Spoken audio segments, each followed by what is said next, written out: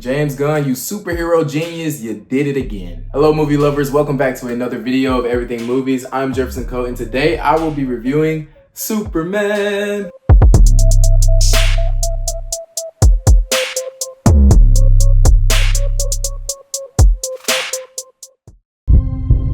Recently, you've come under a lot of fire for what some might. It's a lot of fire. It's a lot. Today, the Secretary of Defense said he was going to look into your actions. That's funny. My actions? I stopped a war. All right, so Superman, the movie that we've all been waiting for I don't know how many years. How many years has it been since they first released it? But I remember when Warner Bros. Announced that DC was going to reboot its universe, its DCU, and James Gunn was going to be the head of the DC universe. And he came out and said he's starting off with Superman, you know, and that's the best way to start it off. He's like the most popular superhero of the DC, well, arguably the most popular superhero in DC, because, you know, they also have Batman. But Superman was something that I was a little weary about going into, because recently I have not been watching that many DC movies because they've always been slow burners for me. Like, they just don't do it for me. I mean, like, I skipped the last DC movie. I think it might have been Blue Beetle. I never watched it, and I tried to watch it the other day. I just really couldn't get into it. So going into this movie, I was like skeptical, but then I was also like, it's Superman. They cannot mess this up. They cannot. Like, if you mess up Superman, there's no more hope for DC. So needless to say, I really enjoyed what they gave us in 2025 for Superman, and I'll get into it and tell you why. Now, this movie, like I said, is directed by James Gunn, and it is starring David Corenswet plays Superman, and he does a phenomenal job. And it's also Rachel Brosnahan, who plays Lois Lane, and Nicholas Hoult, who plays the one and only Lex Luthor. And this cast, those are the three main actors in this movie that like kind of stood out to me. Oh, but there is one actor that really did stand out, and I gotta find him. I know that I recognized his face from another movie, Eddie Godingy. He plays Mr. Terrific, and the only reason I knew who he was is because I remember seeing him in the X-Men First Class movie, and his powers in that movie were so cool, and I was just so upset that they killed him off in that movie. But in this one, he has his superpower is more of his brain, and I just love the portrayal of a black man being like super intelligent and like super cool. Like, his lines were well delivered, and like it was funny. I was like, man, I really like this Mr. Terrific guy. Like, mind you, before I watched this movie, the only adaptation of Mr. Terrific I had ever seen was from the Flash TV show, Mr. Terrific. He was in that show, and I just, like, for me, nothing against the actor, but for me, like, his character just was not as cool as what I saw in this movie, you know? So now I'm like a full-on Mr. Terrific fan, and now I can finally say that there is another black superhero that does not have superpowers that are related to lightning. You know, I think that is something that is hard to, like, if you think about it, it's hard to like think of more than 5 superheroes that their powers don't revolve around lightning, and I don't know why that is. Anyway, back to Superman. The cast was amazing, and they honestly, like, all of them put their all into this project. Even Nicholas Hoult. I know that he originally auditioned to be Lex Luthor. I mean, not Lex Luthor, but Superman.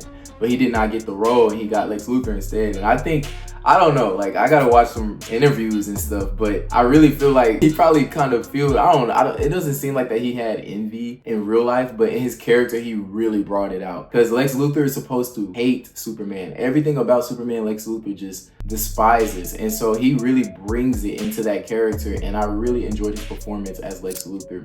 And then obviously, David Corenswet is like phenomenal Superman, phenomenal. And honestly, I felt like Clark Kent was not in this movie as much, because the movie is called Superman. So I do feel like that he was in his Superman suit for majority of the film. But, you know, I think he did a good job as both Clark Kent and Superman. And I think that I'm excited to see more from this character and more movies from him. Now, I'm still not fully bought into this new DCU, but I am interested at least. As far as the plot, there is like, it's a typical superhero movie. It's not really a origin story because the movie starts off with him already having his powers. He's already used to flying. He's used to his strength. He's used to his laser eyes and all of the powers that he has. He doesn't really show all of his powers in this movie because Superman has like a lot of powers. If you really look at the list, he's like OP, but he doesn't use all of his powers in this movie. But anyway, it starts off with him fighting Lex Luthor, of course, and not physically fighting Lex Luthor, but Lex Luthor is behind the fight because he's a normal guy. Starts off like that, and Lex Luthor is always one step ahead of Superman. So that throughout the entire movie, like, Lex Luthor is always kind of sort of winning, and Superman's kind of always getting his butt kicked. But eventually, obviously, the plot goes on, and Superman has to figure out how to defeat Lex Luthor. It's like a typical typical superhero movie. So it's not that big a groundbreaking plot, I would say. But if you're going to this movie for the classic superhero feeling type movie, this is it. It's funny. It's action-packed. It's heartfelt. It has great music. It has great fight scenes. It's very much a superhero film, and I think that you're gonna love it if you're just a fan of the genre. But one thing that I noticed that James Gunn does in his movies is that he makes sure that superheroes are always constantly saving somebody. And I noticed that in Guardians of the Galaxy 3. Now, moving on from the plot, I want to talk about James Gunn and his decisions in this movie. One thing I noticed about him as a director is that he fully understands what a superhero is supposed to do in a movie.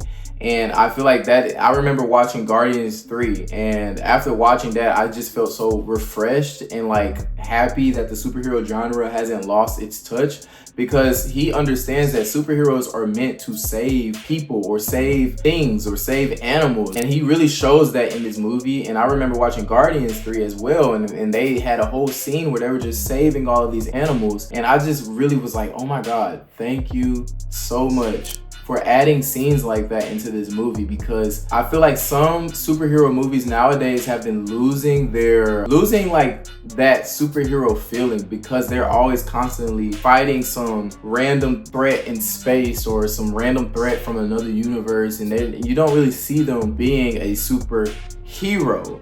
Emphasis on the hero actually saving someone's life.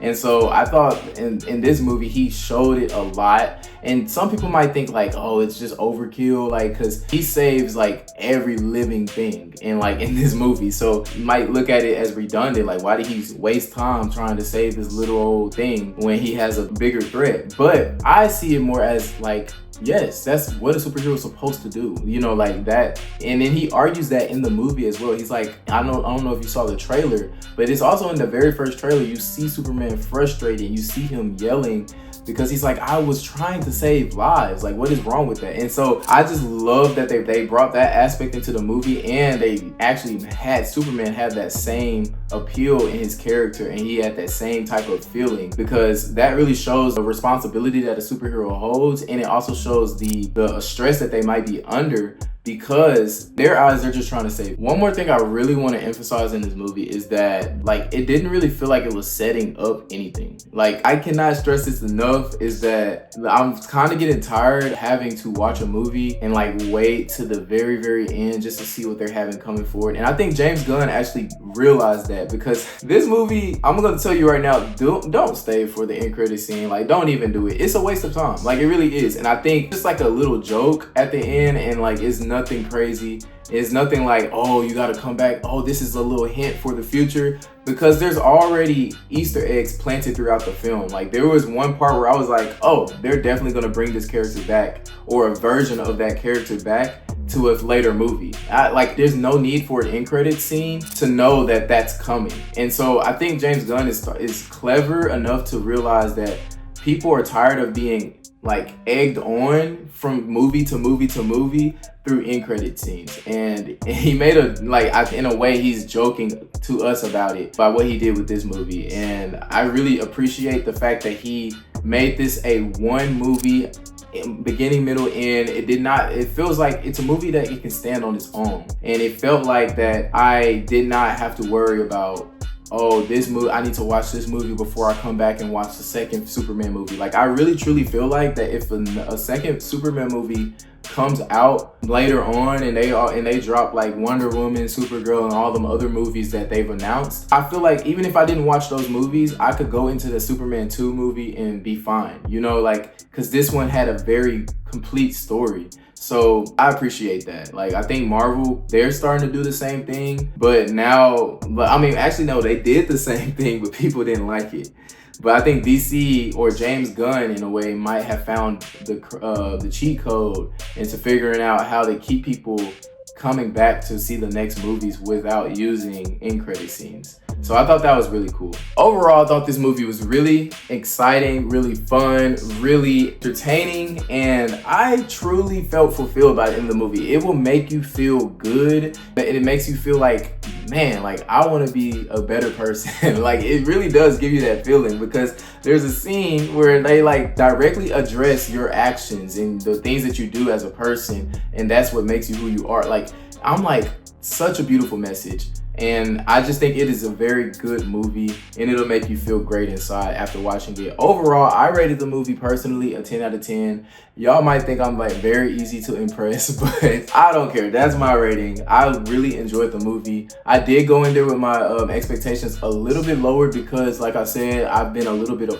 off of DC, but I have enjoyed this movie. I did really enjoy this movie a lot, to the point where I'm like, I instantly decided to go buy a second ticket to go watch this movie again. Like, that's how good and that's how much I enjoyed it. Oh yeah, so overall I give it a 10 out of 10, and let me know what you think about this movie in the comments below if you've seen it already. And also, don't forget to drop a like and subscribe to the channel and ring that bell so you will know when a new video is about to drop. That'll be all for today. I hope you all have a good day and a good week whenever you're watching this, and I'll see you all next time.